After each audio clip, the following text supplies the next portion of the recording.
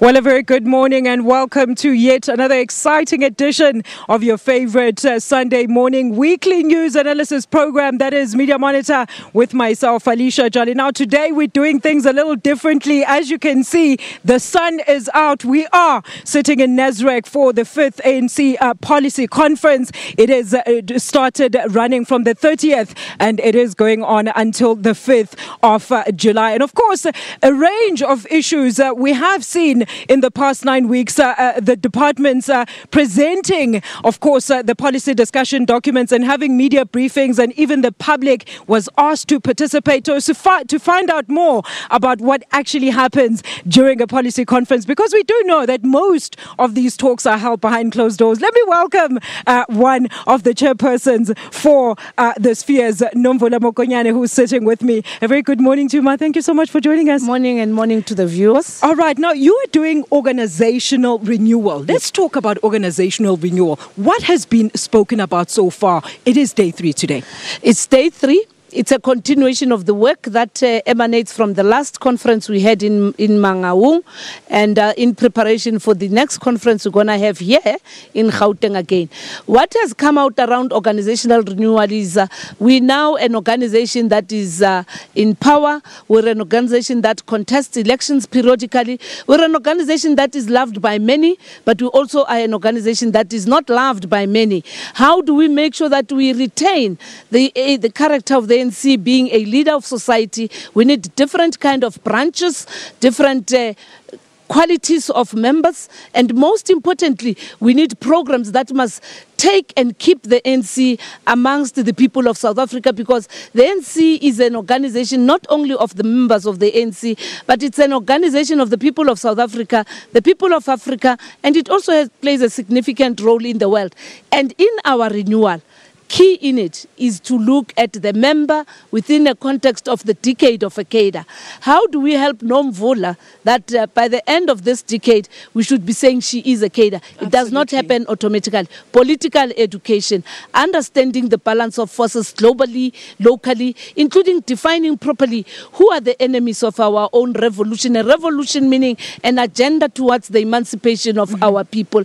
And thirdly, the kind of structures and leadership the ANC must have in this period. The world and the country is becoming younger.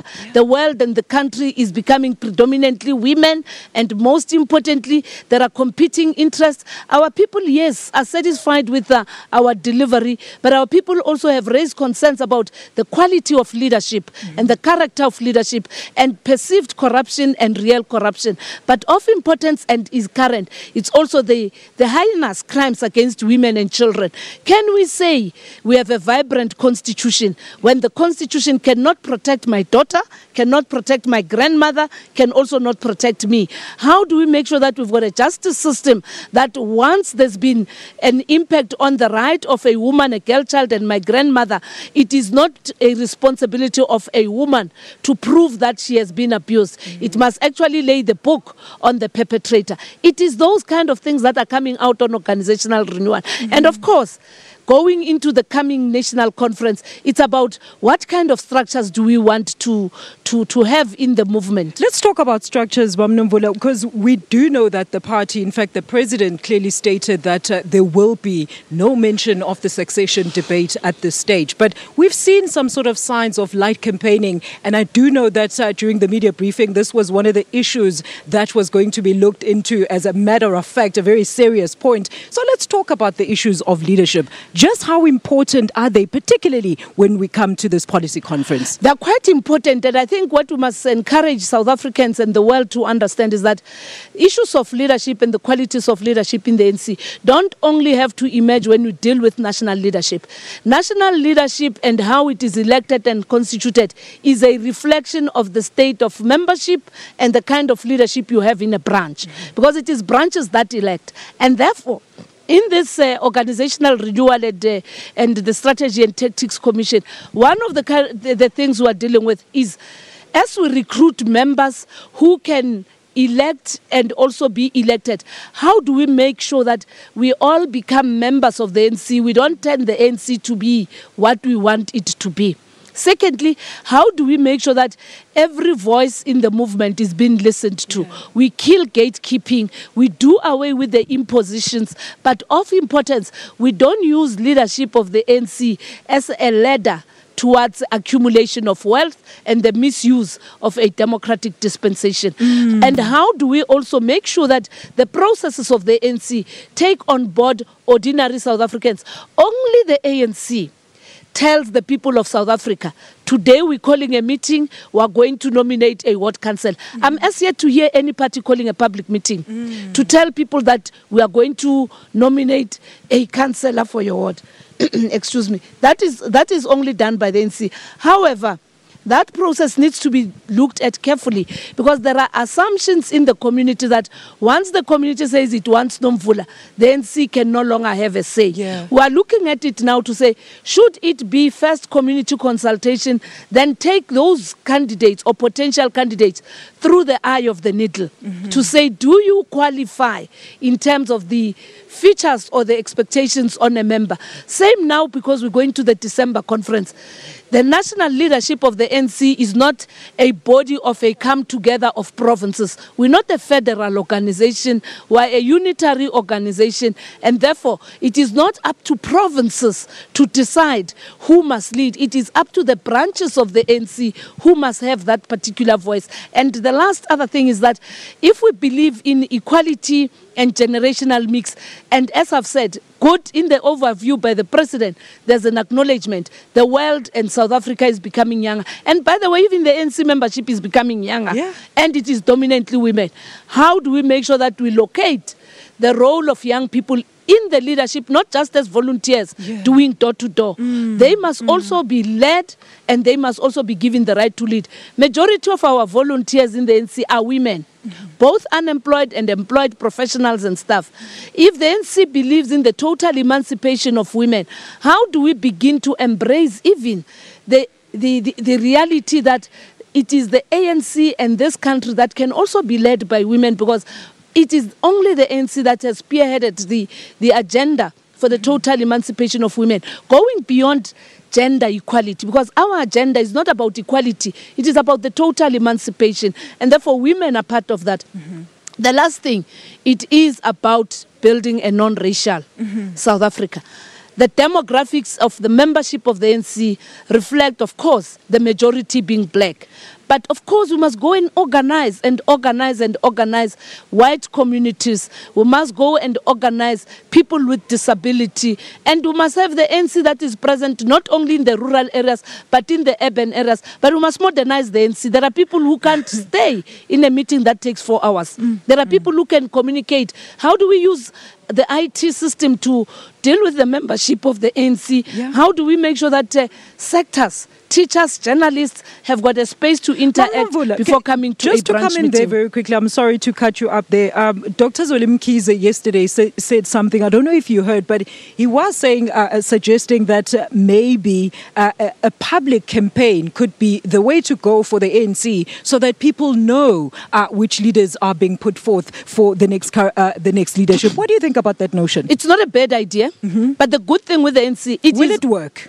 It will work, because remember, the ANC is the leader of society. But it is only the ANC that post its conference, it tells the nation and the world that the president of the ANC shall be the president of the country. We never mince our words on it. And when we go and contest elections, in the ballot paper of the ANC, you put the face of a president. But what Comrade Zweli Mkhize has fallen short of is the reason why there's organization. It means there must be process. So the ANC must own up. You can't leave it to society broadly. The ANC must own up, and therefore, whatever that we take to society should have been processed by the ANC, and the ANC must be able to explain. Mam Nomvula Mokonyane, we know her as the Minister of Water and Sanitation. She is talking to us about organizational renewal and strategy. We're still coming to you live from Nasrec, and after the break, I do have Dr. Susan Boysen and, of course, Ranesh Doraj to be analyzing some of the contents that have come out of the 2 days. As you know, it is day 3 out here at Nasrec. We're going to take a quick ad break, and we're coming back after that.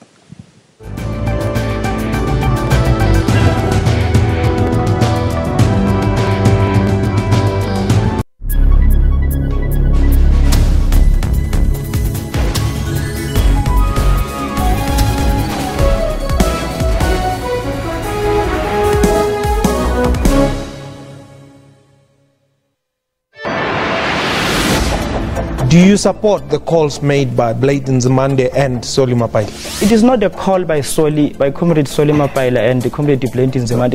It is the position of the party. Yes. And the position of the party, we support it unambiguously. Why? The theory of the revolution, in simple terms, was that revolutionary forces are going to take charge of the state. And having taken charge of the state, they are going to transform the state to eventually transform society. Join me in Port Sedu live every Monday to Thursday at 17:30.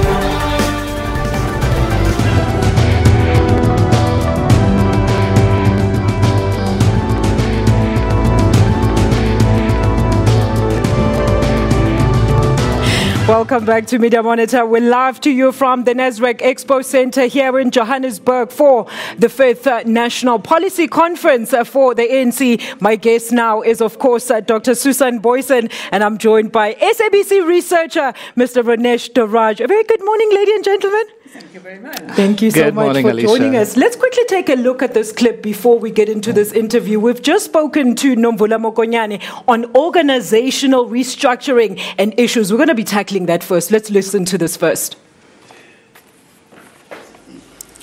Unity must be the thread that keeps this movement and our country together. Comrades and compatriots, the policy conference takes place during a difficult period economically in our country. Ranesh, what do you make of the conference so far and what has been covered, particularly concerning organizational renewal? I think, Alicia, just to start off, I think there were no surprises in what we've seen thus far at the 5th Policy Conference. We did expect certain groups, certain provinces to sing their songs of support, in favor of President Jacob Zuma or against President Jacob Zuma. We were in the plenary hall on Friday when, opening of the conference. So we saw all those kind of dynamics surface, and, obviously the NEC members were on stage. They joined the different groups.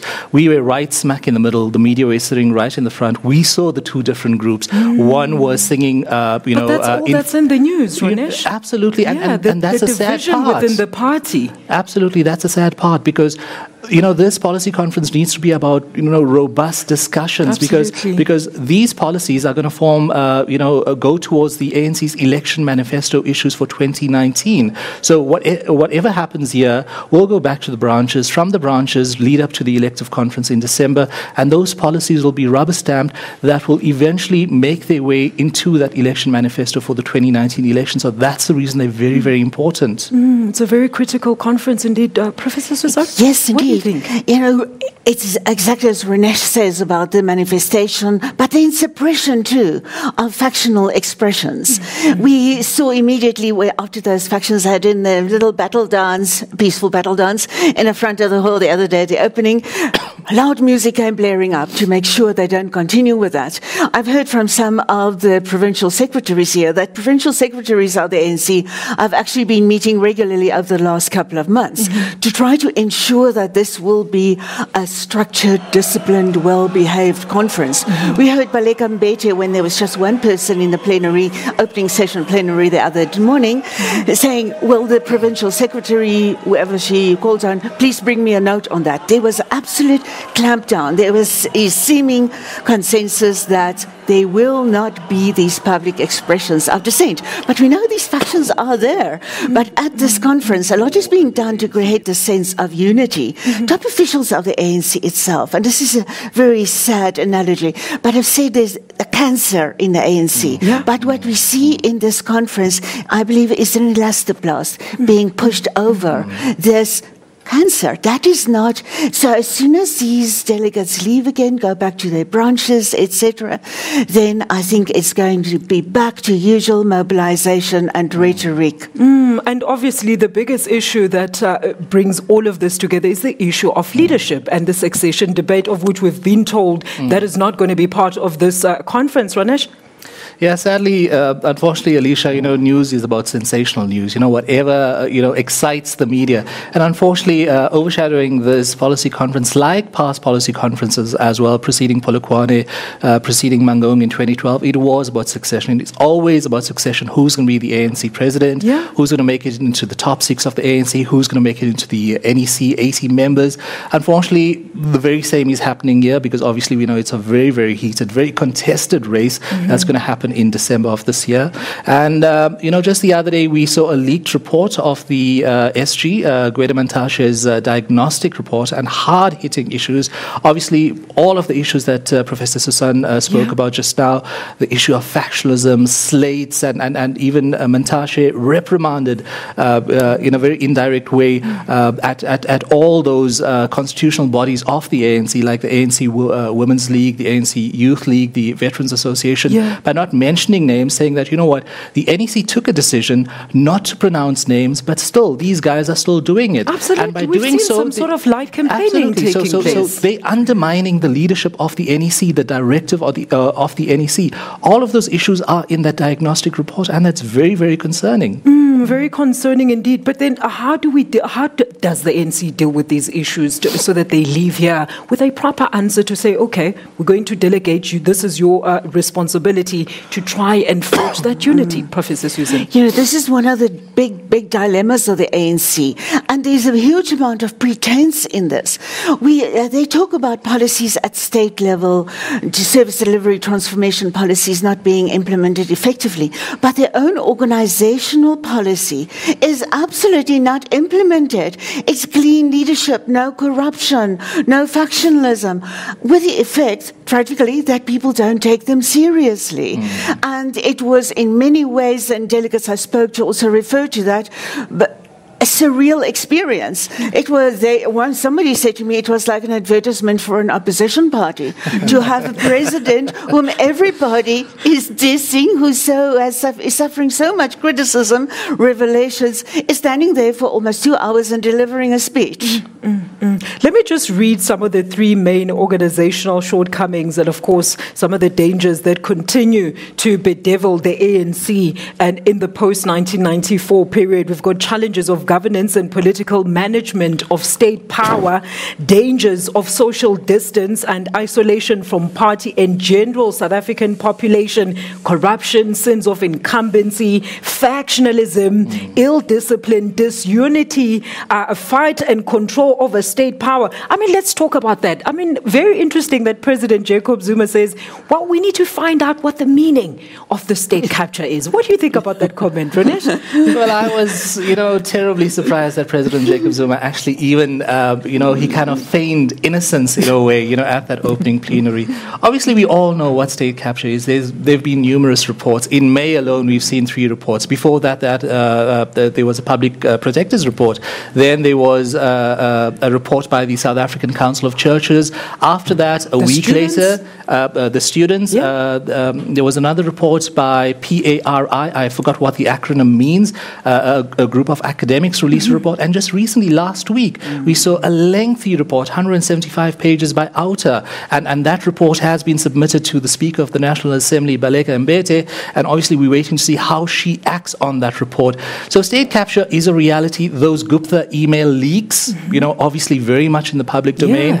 And the they fact actually that dominated day 1 and 2 of the policy conference. Absolutely. And the fact that the president, the ANC president of the governing party, is asking us or the media, what is state capture? Define it for us. There is going to be a commission of inquiry. So we all sitting back and asking, but you, the president of the governing party, of the governing alliance, you need to give us more direction. What is state capture? What is state capture, Professor Boyson?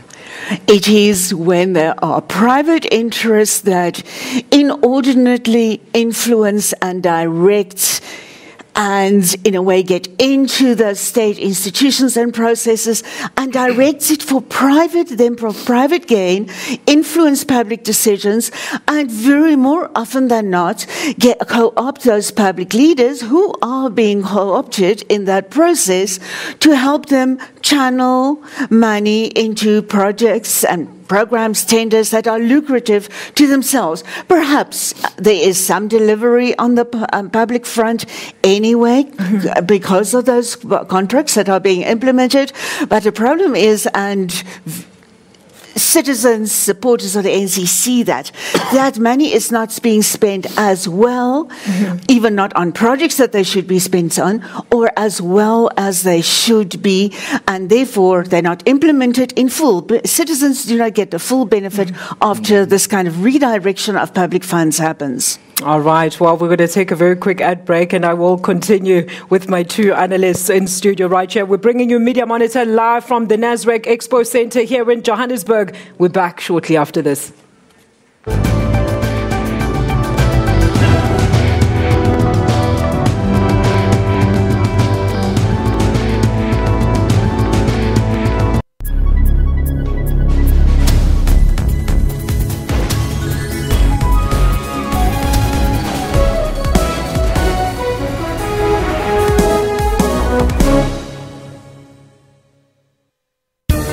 Water-wise, water is an essential need. The scarcity of it could lead to loss of many lives, including livestock, plants, and much more. It requires us to use it sparingly and responsibly in times of need, failing which our taps and sanitation will not function. For more on water and weather issues, stay tuned to News Today, every Friday at 4:45 Central African Time. SABC News, making you water-wise. A top 5 rated horse racing event in the world, fashion is a highlight for those in attendance. All decked out in blue and white, the Lomorians Queen Plate is the premier event that kicked off everyone's social calendar. That it was all part of my master plan to cast John Legend but deprive him of his normal instrument and give that one to Ryan. The House of Truth is not just a name. It is a religion. It is a lifestyle. It is a conviction that drives us. What really excites me is how people have kept it very simple and also played with the theme, and how each person has interpreted it in their own way. To stay updated with all the current entertainment news, tune into Trends every Saturday from 12 to 1.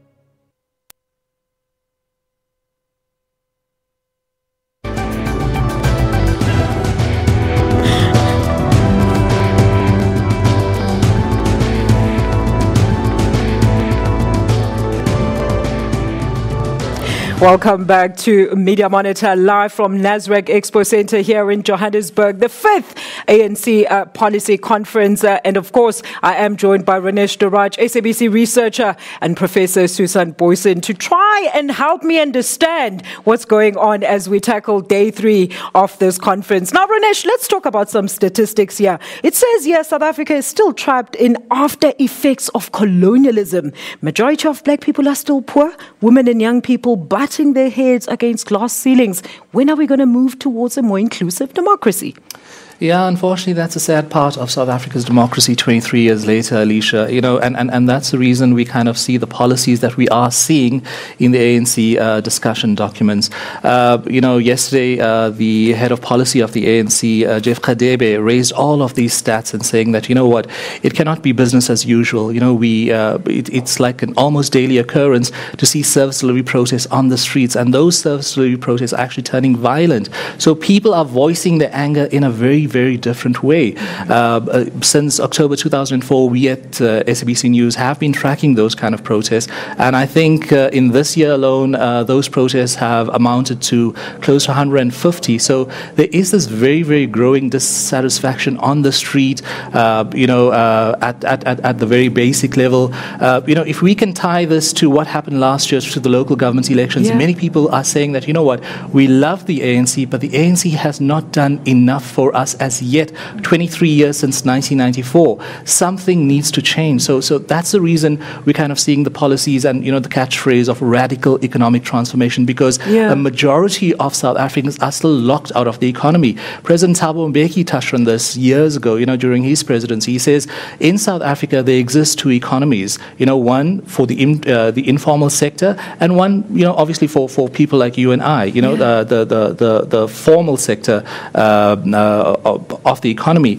Then just a couple of weeks ago, a disastrous figure was released, the highest unemployment since 2003. Shocking that cannot be a reality 23 years into democracy. So that's why this policy conference, something needs to change at this conference that leads up to December, and those policies need to be rubber stamped. And the ANC knows it's going to be a very tough decision. Lots of tough decisions need to be made, but those decisions must be made by the governing and the ruling party. You make a very important point there, Ranesh. We're going to take a look at this clip, but we're going to talk about this in more detail. The youth unemployment, it was actually the youth that was not employed when you were looking at those figures. Let's have a listen in to what Gwede Mantashe had to say. MK veterans took us a decision not to come. Now, I think let's go back a little bit and say, are these structures of the ANC? I think if we begin to ask that question, we'll appreciate that they are not real structures, but it's cadres of the movement who have come together to express collective views on matters. And we took a decision much earlier to actually accommodate that and tolerate it, and not be constitutional in our approach and say, but you're not a constitutional structure, so we won't listen to you.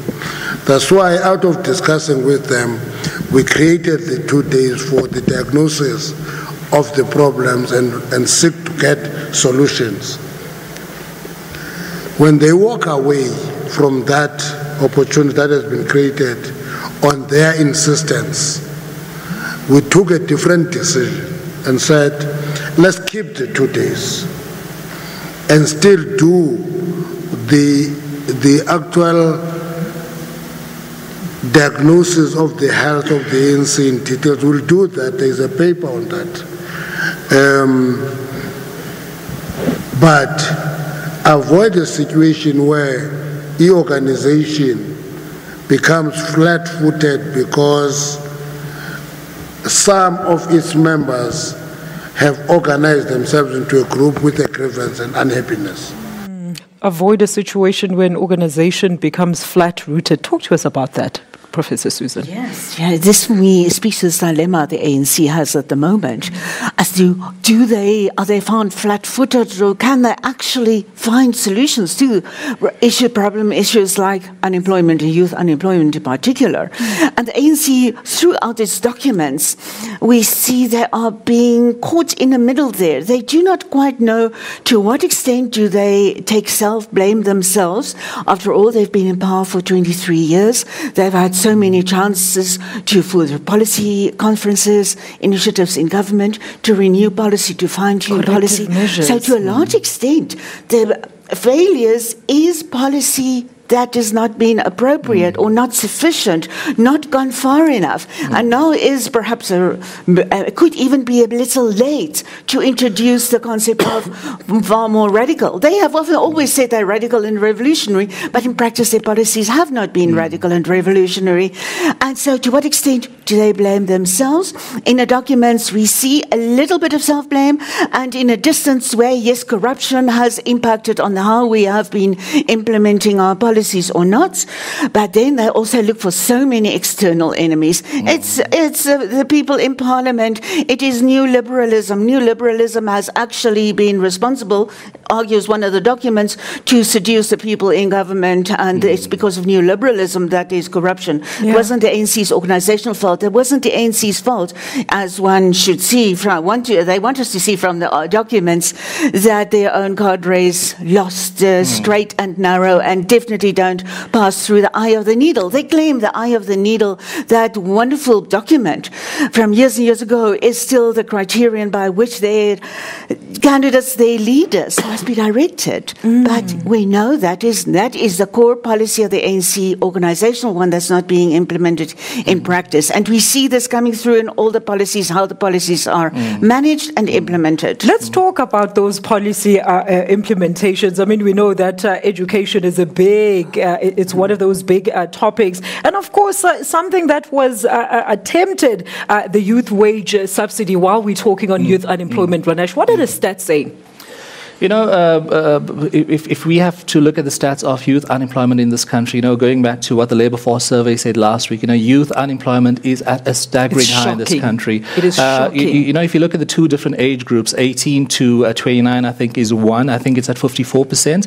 And then if we stretch that age band from 18 to 34, then it goes even higher. That leads to around 74%. And that's like, you know, a tinderbox waiting to explode. South Africa cannot afford to do that and wait until it's too late. Maybe we'll have our own Arab Spring right here in the country. And the community process, the service delivery process, is a sort of manifestation of that. But, you know, just to go back to what Professor Susan was saying, you know, earlier about policies, you know, if we look again at Gweda Mantashe's diagnostic report from yesterday, you know, one of the things that really caught my eye is that Mantashe says that, you know, the problem of the ANC, this factionism, this slate politics, whatever's going on, you know, this tussle within the ANC between factions actually starts at that very basic level of the branch. Absolutely. Because not many people know this, but the ANC's branches have actually been aligned to every ward in the country. True. We've got 4,300 wards in the country, so for every ward in the country,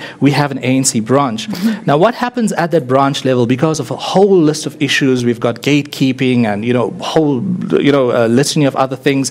No one reads the policy documents. That's, you know, a diagnosis by the very own Secretary General of the ANC. And he says these people that are being recruited at branch level are actually putting their factional, you know, their factional utterances before their policies. Yeah. And one very good manifestation of this is that if you look at the issue of by-elections, you know, recently there was a very prominent by-election case that included in KwaZulu-Natal.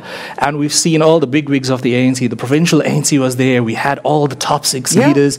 But what happened when the by-elections happened? The ANC lost 4 wards. They ceded 4 wards to the IFP. The IFP actually increased their support in that entire municipality, wrestled that municipality from the ANC. You know, there were a whole list of other issues within that municipality. But this again points out to the fact that that political education is not happening at that very basic ward branch level of the ANC. Yep. These people don't understand the policies of the ANC. That's the reason. Was actually saying that political education at branch level is absolutely necessary. Absolutely integral. And that's the reason we're getting the national leaders deployed to those branch levels, where it actually should be the opposite. Those local councillors should be more prominent than the national leaders.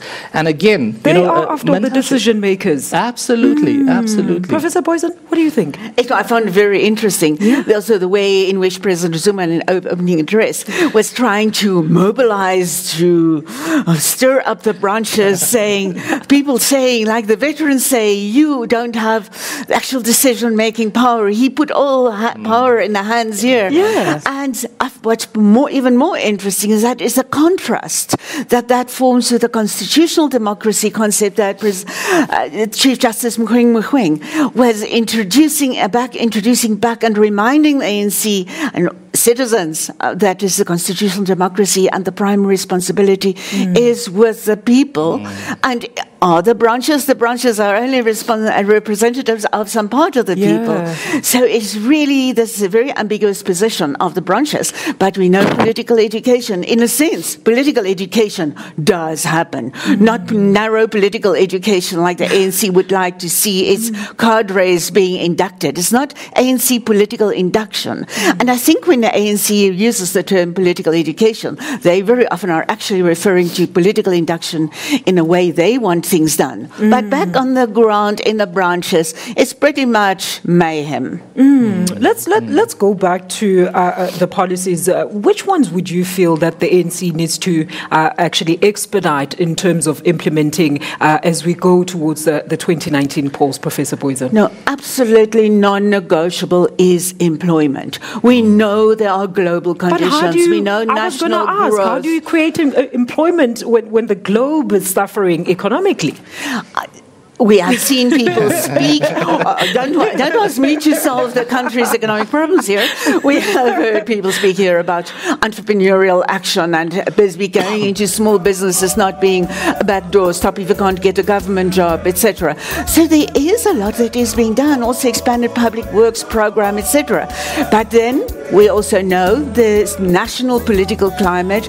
Unfortunately, we live and work in a global world in which ratings agencies are important. And that there has to be political stability, and they can, even things like cabinet reshuffles, unexpected, untoward ones, have an impact on economic growth.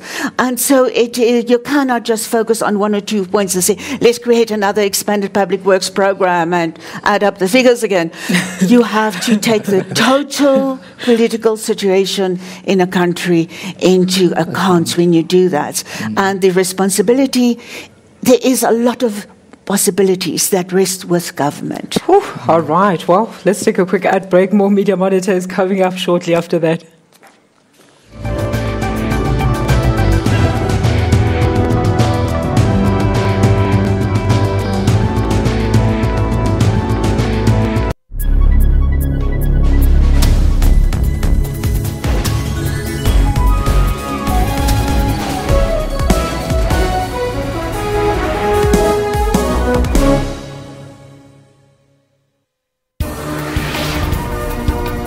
The Law Society has slammed notices sent to 4 universities to jack up standards or risk losing their LLB courses.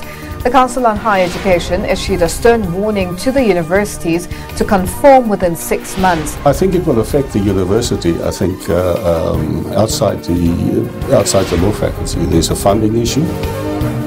It's been 112 years since Enoch Sontonga died as a relatively unknown composer, choir master and teacher. But today his legacy lives on through his greatest composition, Nkosi Sikeleli Afrika. For all your news updates, stay tuned to Your World from Monday to Sunday.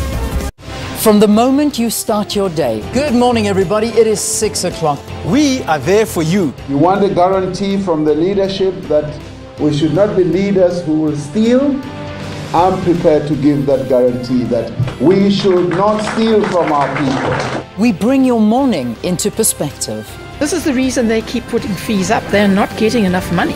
We'll make sure that you get the full story. The police officers from specifically Moffat View Police Station, they support these brothels. What have you found upon your investigations on this matter? I cannot deny those allegations. And you can count on the weather team with expertise. Join us live at 6 a.m. daily.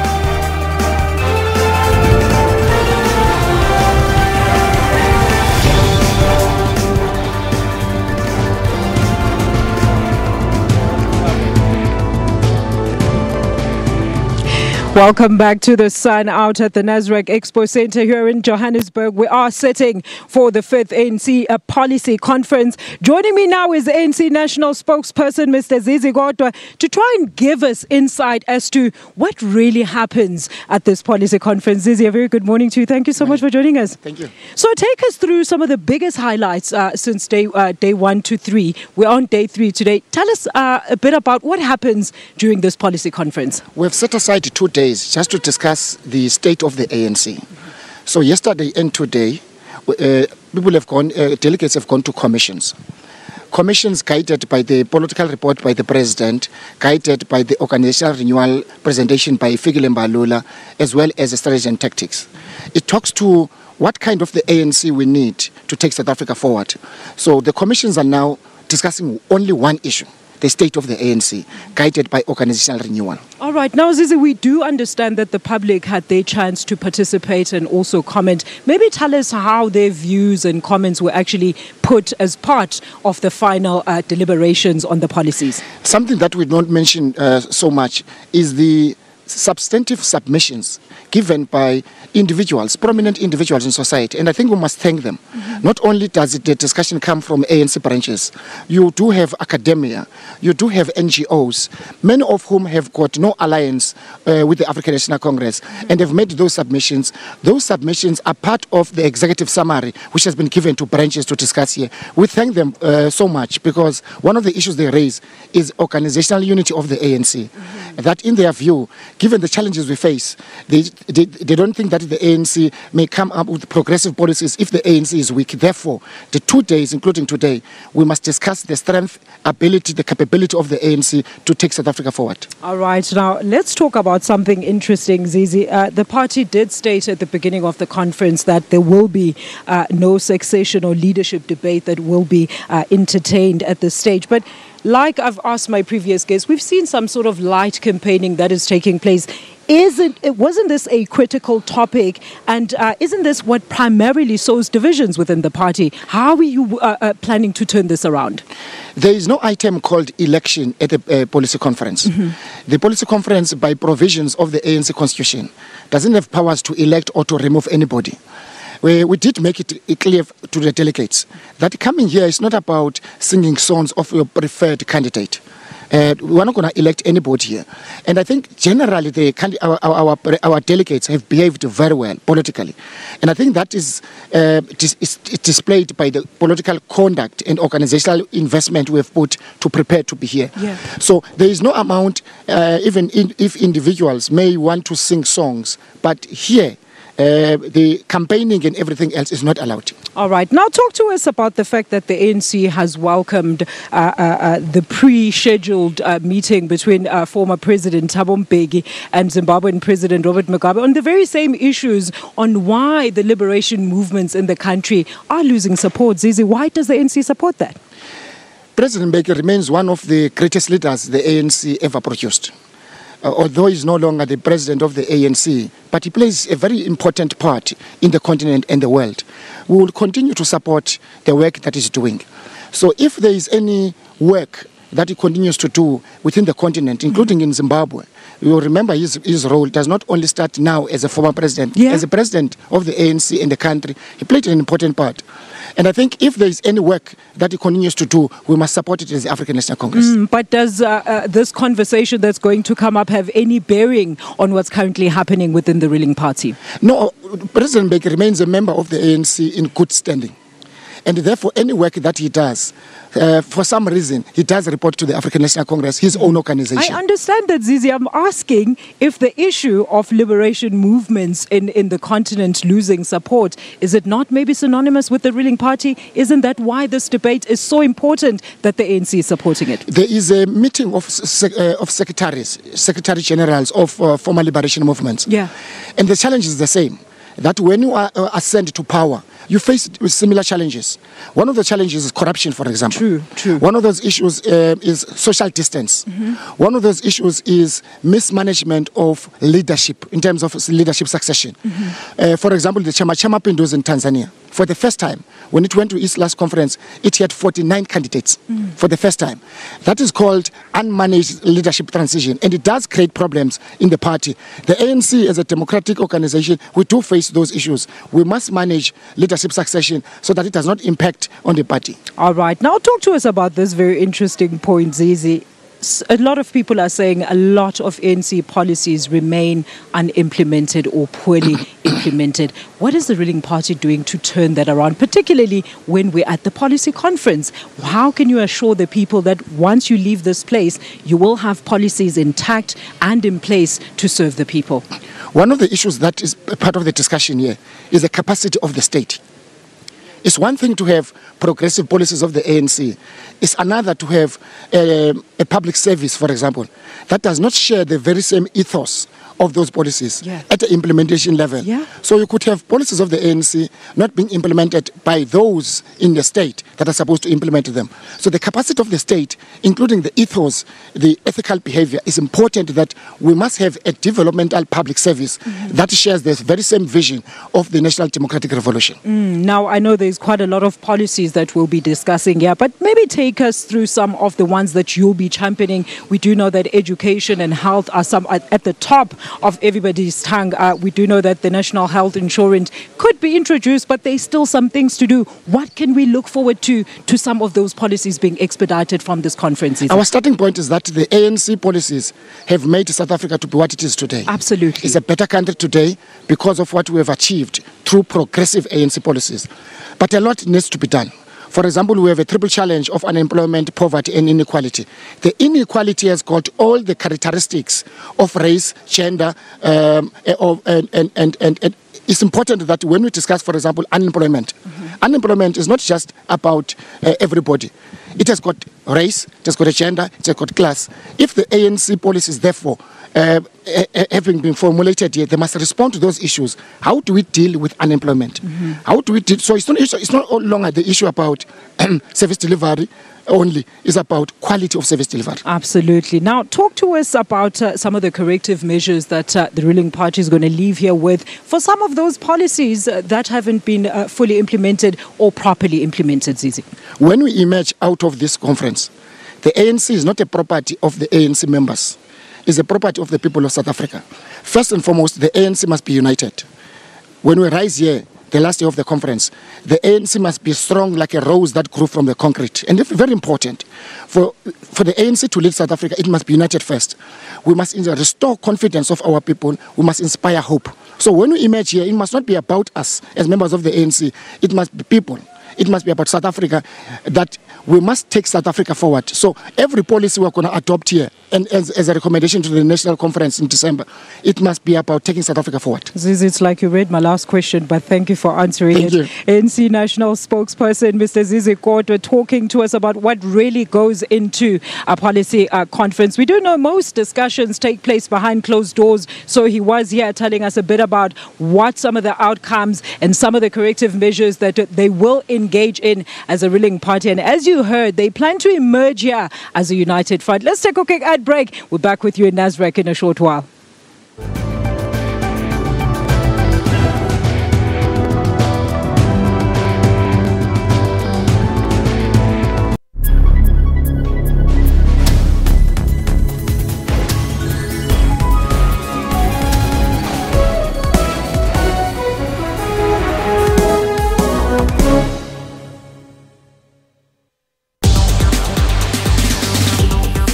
Africa is constantly getting new technologies, and with that comes new terms.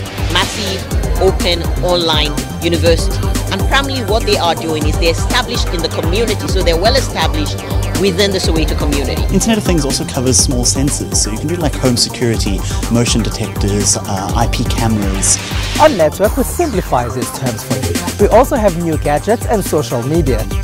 When it falls on the grounds and then the battery, everything falls off, people just put it all together and then your phone is back in shape. The Volega app, we initially started off by doing this manually.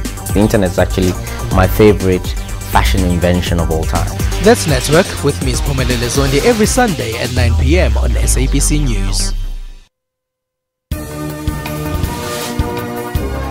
Well, a very good morning and welcome to AM News live at 10:00 hours across all Central Africa regions. A fitting send-off for a revolutionary giant, a life dedicated in service of the people. The result means that the Swallows are out of the ABC Municipal League and drop to the amateur fourth tier of South African football, the SAB League. Tune in on AM News every Saturday and Sunday from 10 hours.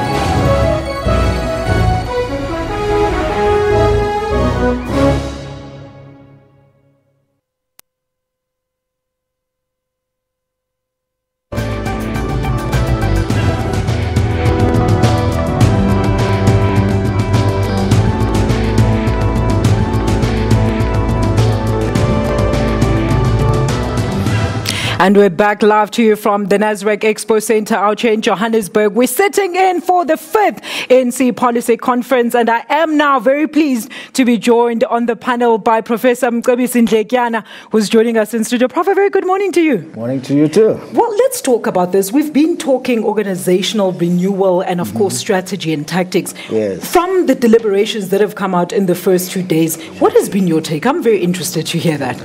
Well, it's a bit dodgy. It's not clear exactly what's going to happen now, because right as Secretary General Gwede Mantashe was about to present his diagnostic report, stating what is wrong with the ANC, and people are here to analyze that and come up with solutions. They did not want to have that report presented. And earlier in the day, you had President Zuma talking of unity, the need to renew the ANC. That was the primary focus of these first 2-3 days. And yet they did not want to hear what is wrong with the ANC. They didn't want to discuss that report. That tells you a number of things, that there are people who are here to protect their own factionalist interests. They seem to have taken an oath somewhere that their objective is to use the ANC for their own factionalist interest, even if that hurts the ANC. So there is a level of dishonesty that is happening here. So what we should not believe everything that we hear, but we should look closely at the resolutions, and not only that, but at what happens with the ANC between now and December. But given everything else that has been happening here, Alicia, especially because they did not want to discuss the problems when they're here to discuss exactly that, that's an indication that there is deep lack of unity within the ANC. So it doesn't augur well. And Ranesh, maybe looking at the past conferences, what for you stands out from this conference in particular? I think there's not much difference between this conference and past conferences. You know, obviously for me, the conference that really made a huge difference to exactly this juncture where we find ourselves is Polokwane in 2007. Yeah. And, you know, we as the SABC, we are right at the forefront of the policy conference in June 2007, and then those seismic events that happened at Polokwane, Limpopo in December 2007. I think what we see here is basically an extension of what first surfaced in Polokwane in 2007, because at Polokwane what happened was we had a sitting ANC president running for a possible third term. And obviously we know what happened. COSATU, SACP, the leagues, the Women's League, ANC Youth League, we're all rallying behind the so-called victim. That time was the ANC Deputy President Jacob Zuma. And, to quote this very famous word that Zwelinzima Vavi used, Zuma was unstoppable. The tsunami is going to surface and going to win at Polokwane. He has won. 10 years later, we're back in the same position, unfortunately sitting with the same problems, much, much deeper, and, a whole litany of issues, surfacing in the public domain, a whole bunch of scandals, bedeviling the alliance, the ANC. So I think, what we're seeing now is just, it's nothing new. It's just a mere extension of what first surfaced in 2007. So, Professor Ndlekiana, what should they prioritize? I mean, if you're saying that we're going to have bigger societal problems if the leadership issues, which is the core of the problems within the ruling party, is not addressed at this stage? Their own research told them that there is a serious leadership crisis. There is lack of credibility, integrity. Corruption is a massive problem. So they need to show society that they care. Every day we have emails coming out saying a certain minister redirected money. People are saying those emails are not verified, Professor. Well, Secretary General of the ANC said 4 leaders of the ANC have said those emails are authentic. Yes. They are true. Yeah. So you also have ministers leaking minutes of cabinet to the Gupta family. That's treason. So in the meantime, the ANC is not saying anything. Instead, what you have is an attempt to obfuscate this whole issue. President Zuma is saying, yes, we need to investigate state capture, but we must go back in the years, right? So he's trying to be clever by half. Because you are initiating an open-ended investigation that will take years and years, when in fact now you have a report by the public protector saying these are the issues. So if the ANC doesn't show society that it cares, that it also doesn't approve of corruption, that because what we have generally is that the executive authority has been surrendered to a private family. Expatriates for that matter, not even natives, right? So that's a betrayal of the nationalist movement. For an organization that is 105 years old, to surrender its own executive control to a private family that has only been here for 15 years.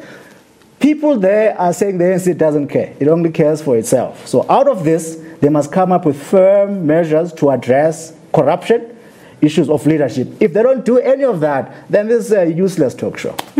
Professor Boyce? There is an immense difference between this conference and previous ones. And I think this one and the 2007 one. 2007 one, the ANC operated in a context of a 69%, close to 70% electoral base. It was in a safe space. It could afford to do infighting. And that stage, people didn't quite like Thabo Mbeki, but they didn't have this massive national scandal engulfing the ANC. So that it is not business as usual. It should not be, but it seems to be business as usual for the ANC and its delegates in this conference. Conditions have changed immensely, and we see it in the documents. The ANC knows it runs the risk of losing power in the next election, but at least at national level, but not in terms of the narratives of the delegates here. There is not that sense of urgency. In that context, like Premier of the Northwest, Supra Mpelo, in one of his SABC interviews, could actually say, no, the organized diagnostics report of Gwedemata should have gone to the branches first.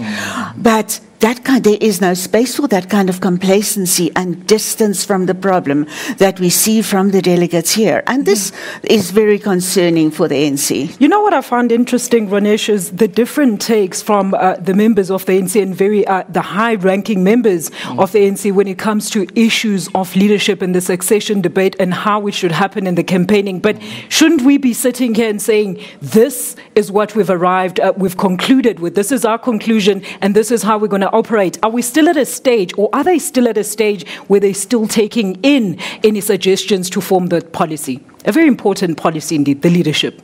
Just to go back to what Professor Ndletiana was talking about earlier about the leadership, in the diagnostics report, the SG, Gwede Mantashe, made a very important point. He says that leaders of the ANC, especially from within the ANC NEC, they become very defensive, when certain major decisions of the party are being taken. And he cites the example of Nkandla. In Nkandla, the leadership of the ANC, I'm presuming the NEC and, parts of the top six, diagnosed, Nkandla was a problem 3 years earlier, just to quote him from that report. But there was this perception that certain people within the ANC was going to attack the president. So they sprung to his defense. So he was talking to issues like this. There are people in the ANC, there is a certain cabal, a certain faction that's, rallying around the president. And that's the reason we kind of see the slate politics, the kind of factionalism, this side pulling against this side. And these, these differences are becoming so, entrenched, especially in the public space, in terms of the media picking up on all these symptoms, troubling the ANC. So I think, again, the party needs to go from the policy conference, like he said very importantly, we need to watch that space from June to December, what transpires from then to then. And again, Mantashe, kind of lambasted the different bodies of the ANC, saying that, the ANC gave you a directive, why are you still pronouncing on your list of people that you want to succeed President Jacob Zuma? And then we had the provinces holding their events last week, saying that the leadership should be expanded from the top 6 to the top 9. But I think, for me, this is my personal opinion, I think any ANC president, not only Jacob Zuma, from a personal point of view, I think the president has too much power. That power has to be diffused, and by expanding that top 6 to top 9 is not going to solve the problem, because with a very powerful presidency, in the ANC presidency, the fact that you have so much power invested in one person, and that's where this whole issue of the cabinet reshuffle came. Yeah. And President Jacob Zuma, as head of state, said, "But that's my prerogative. I can change my executive. So we go back to the I need trusted people around debate. me." Yeah. Professor Ndletiana, shouldn't then people be focusing on the post Zuma ANC, particularly at this conference, because we do know that the president will be out in December? The main issue should be electability, not just the ANC conference in December, because the ANC is now sitting at 54%. So whoever you elect in December will have to go and contest elections on behalf of the ANC. That's the first thing. The second thing is the narrative that you want to have leading towards the elections. What message do you want to give? If the ANC were to come out of here and say, look, we're going to have a commission of inquiry now, those who have been implicated are going to step down. Yeah? So that gives you a message of renewal. The ANC is serious, they are reforming, and try to have a united corrective measures, try to have an electable leader. Nkosazana Zuma is a proxy of her ex-husband. That is clear. And if you have people supporting her corrupt premiers who have turned into local despots, Titi Mabuza, Esma Khashule, Supra Muhammapelo, we know that if you look at the municipalities in those provinces, they are the worst performing municipalities. Why? Because they have recreated this patron-client network within their own provinces, right? Allowing people to steal state resources as long as those people pay loyalty to them, right? So you cannot have, for instance, some are saying you must have Esma Khashule as deputy president or SG. How do you convince the rest of society that you are serious about fighting corruption?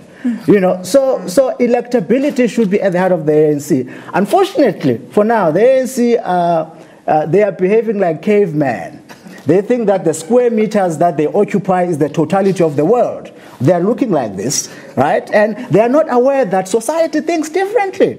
That people, yes, they have delivered housing, water, this and that, but poor people even care about morality. If you are poor and uneducated, doesn't mean that you don't care about morality. That's true. Even if you give me bread, I still expect you to behave ethically. True. The ANC are saying, well, as long as we give you bread and water, don't mind our behavior. That's nonsense. That's absurd. I mean, you don't even have to be a rocket scientist to figure those things out. Black people are very ethical. Everyone considers values and norms. For some reason, the ANC has delinked the two. We'll give you water, keep quiet as it comes to our behavior. It doesn't work like that. Professor Poison? Yes, indeed. A senior ANC leader, still today a senior ANC leader, once told me in an interview, the people don't mind if we feast as long as they have water. Exactly. And one of the powers of the presidency, it's not confidence inspiring in the ANC to have a policy proposal that says give the president's office in the national government more power.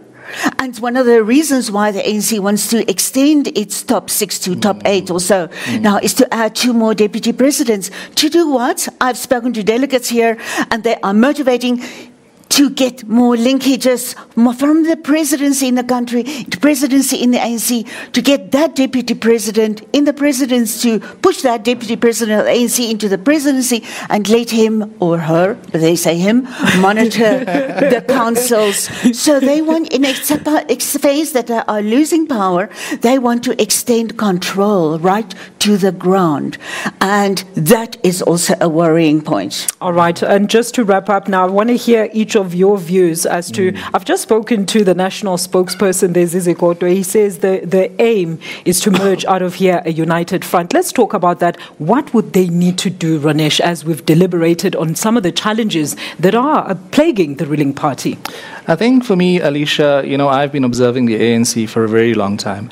And I think from a political scientist perspective, I think, if you really want to self-correct the party and how you survive, beyond 105 years old, you need to actually go back to the branches. Like the SG says, the branch is where membership and activism and agency of the ANC actually starts.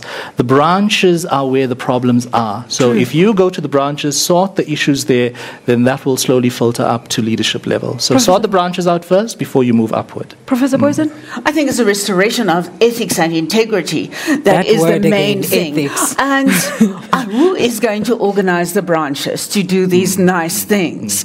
So in a way, it's a circular problem. And I actually do not see the ANC emerging out of this conference with unity. They can come out and have a statement of unity, no eruptions here, but as soon as they're back in the branches, which will not be cured in the next few months, the problems will be right there, mobilization and slates. Here we go. Professor Lekian. ANC branches cannot come up with a credible outcome because they are bogus branches. They are dishonest, they are bought.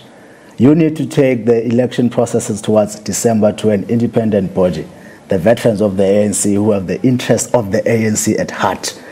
Without that, these branches will not come out with anything authentic. Maybe let's talk about that, the issue of the veterans. I mean, are they still recognized as an integral part of the ruling party? Professor Poison. Oh, the ANC wants to dismiss them. We heard President Zuma, he wanted to mobilize the delegates here against those veterans. They have an incredibly high moral voice, and that goes counter to the organization here. It challenges the leadership here. And so they have a big voice, but that is not recognized in a meeting like this. Ranesh? I was kind of confused. Obviously we know the issues that the stalwarts or the ANC 101 group was actually bringing up. But when I was in the plenary the other day, I was very surprised to see, Umama Frini Janwala there sitting right in front. We had Sophie de Bruyn there as well. So I'm thinking, we have the stalwarts on one side. We've got these highly respected individuals who are actually at the event listening to what the ANC president is saying, paying attention to the issues that he's raising. So I'm thinking they are here, the other guys are on the outside, the president is attacking them. What is the ANC trying to tell us? We have this one group of veterans on one side, but a different group of veterans on the inside. So, I think the veterans need to be inside to actually, as Professor Ndetiano was saying, they need to be inside of the organization to actually effect any kind of change they want to see in the organization. And, we have to wait until September. I think they are projecting to hold some kind of conference, some kind of gathering similar to this, just to thrash out the issues before the ANC meets in December. All right. Well, thank you so much, ladies and gentlemen, for joining me. That is where we wrap up today's live edition of Media Monitor, all the way out at the Nasrec Expo Center here in Johannesburg. I'm going to hand the reins back to Marumo Kekana, who's got your news.